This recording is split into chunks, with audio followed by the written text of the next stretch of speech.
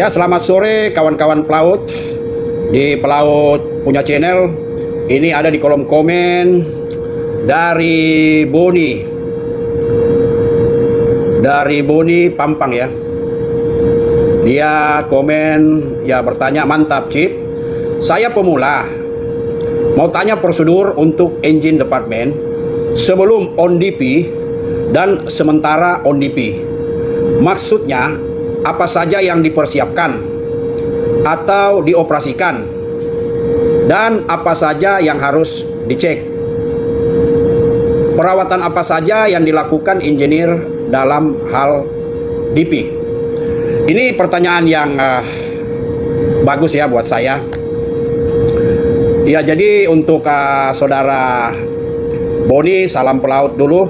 Terima kasih sudah komen dan maaf karena kalau tidak salah sudah 4 bulan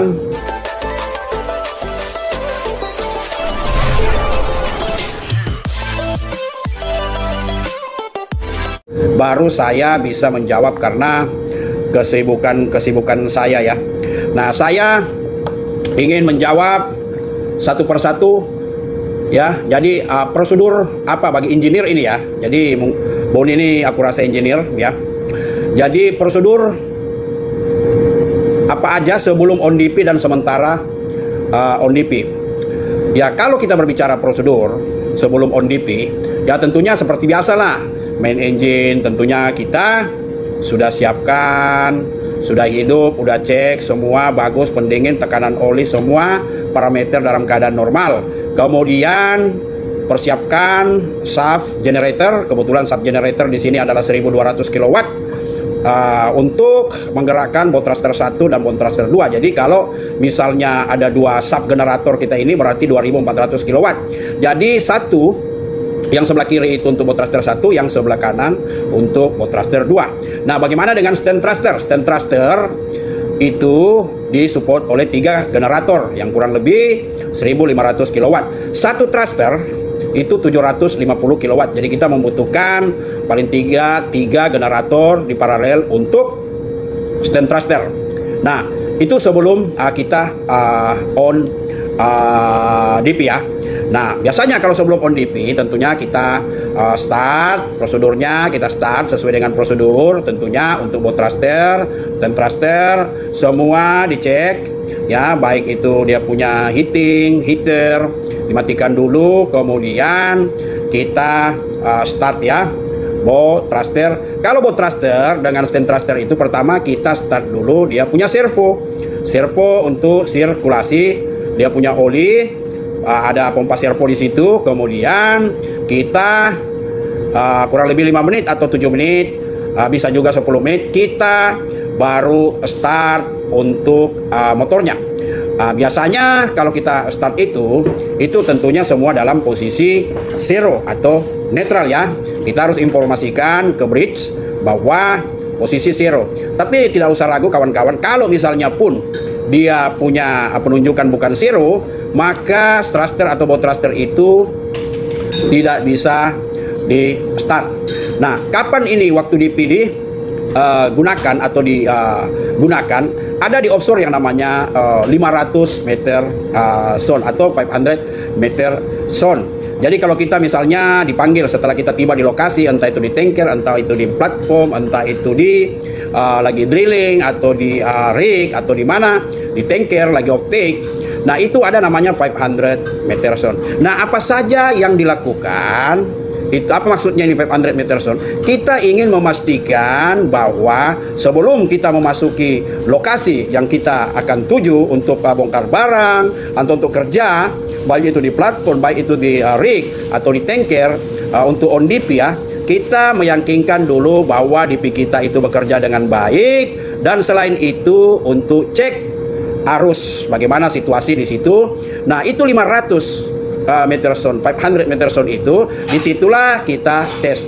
Nah, kurang lebih setengah jam atau 1 jam kita di 500 meter sound itu, apabila semua sudah yakin bahwa bot thruster termasuk bacaan arusnya apa, nah baru kita memasuki daerah yang kita akan kerja seperti yang sudah saya sebutkan.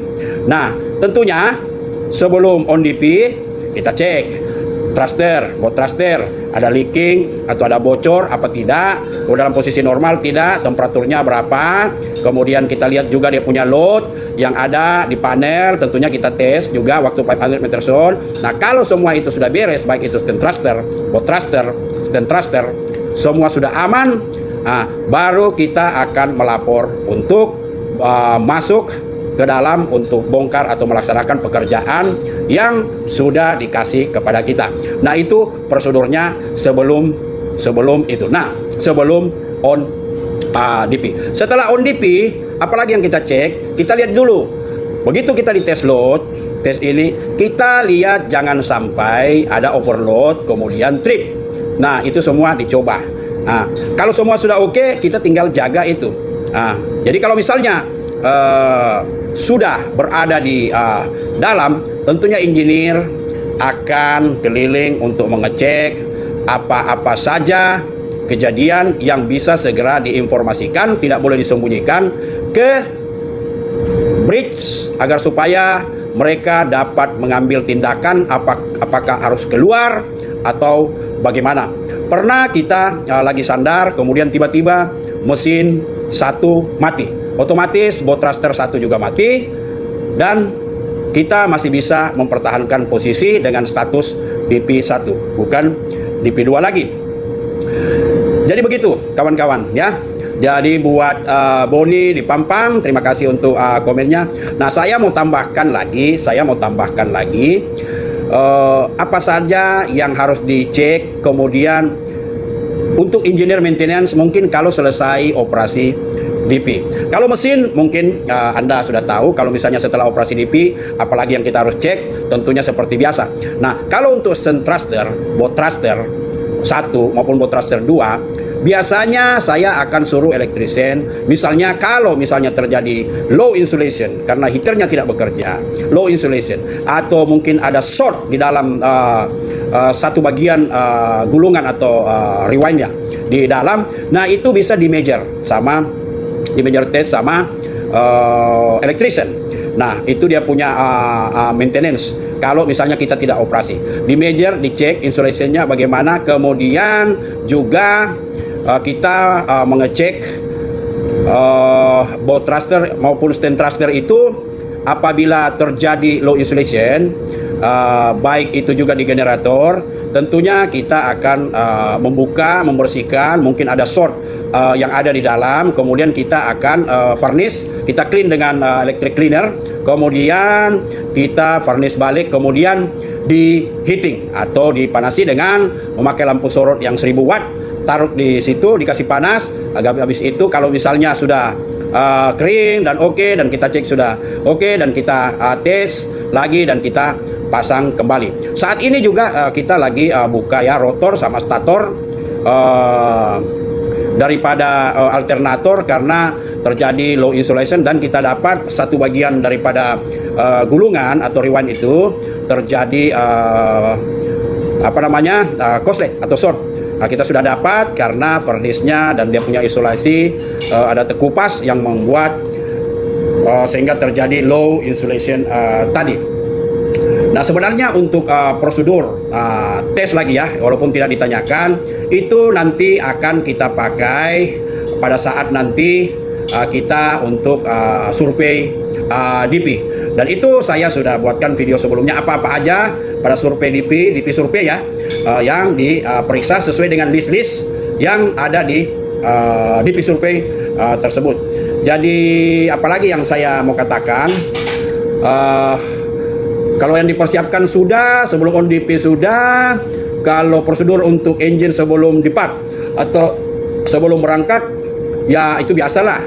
ya cek oli semua, lensnya apa, preheating semua atau smearing, pre-lubrication maksudnya, itu biasa.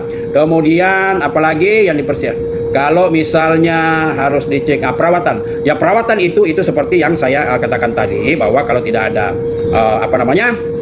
kita akan cek semua, baik itu aktuatornya, baik itu parameternya, baik itu sealnya yang ada di boat thruster, baik stern thruster, boat thruster. Kita lihat juga ngecek baut-baut pondasinya, karena banyak getaran pada saat operasi, apalagi sampai 90% load ya.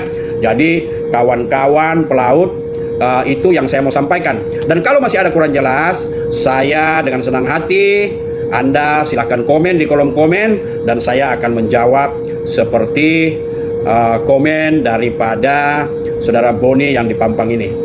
Itu aja. Salam satu jangkar, salam pelaut ya. Terima kasih. Yeah.